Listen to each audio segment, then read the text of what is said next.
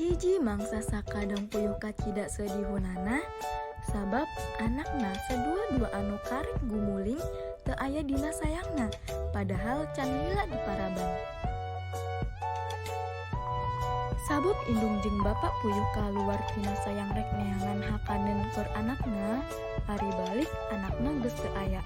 Nu aya teh ngan ukur getih ucret acret. Puyuh curiga ka beurit. Sabab cenah geus lila manehna tunghal tenghol kawas nu keur ngintip.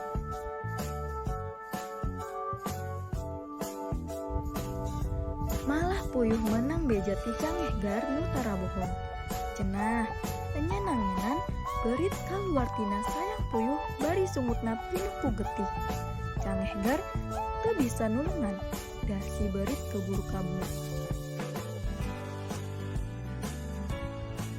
Bakat pungan saharita keneh puyuh jalur jeung dikang indit ka sayang alap-alap, barang geus panggih derekdek puyuh jalur nyeritakeun kesedih hatina. Alap-alap nyanggupan mangnaurkeun kesedih puyuh. Cenah si beurit rek dijujuut.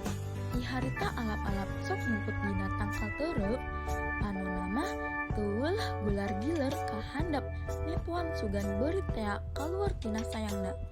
Kungsi sakali mah alap-alap nyamber si monyong. Nganu disambari kat nyumput kana sayangna handapan tunggul, di harita nu diincar ku alap-alap teh teu kaluar deui.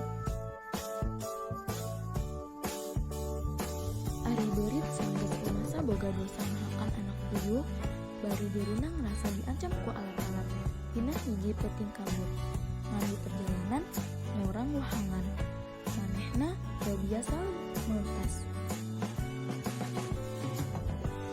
Keur huleng jempul di sisi wahangan, naha atuh ari gajluk teh bangkong hejo kahareupannana.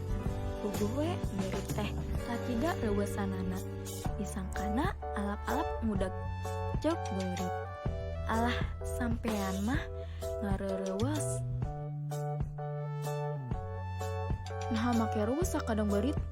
Kawas boga dosa. Ceuk bangkong. Reka mana ieu teh? Hayah kieu, geus aya di dieu. Ceuk bangkong deui.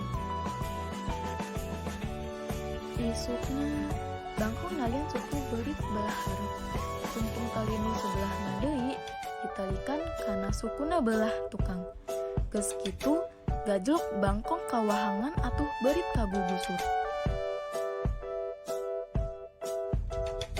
Ku sababaraha kali dibawa teuleum, tungtuna mah beurit nepi ka hantuna paeh. Geus kitu mah bangkong seuri bari ambang-ambangan. Keur kitu teu kanyahoan ti tadina. Kalayang alap-alap nu ngincar beurit di kamari. Seot nyambar beurit nu geus jadi bangke. Bar di bawah hiber ka awang-awang.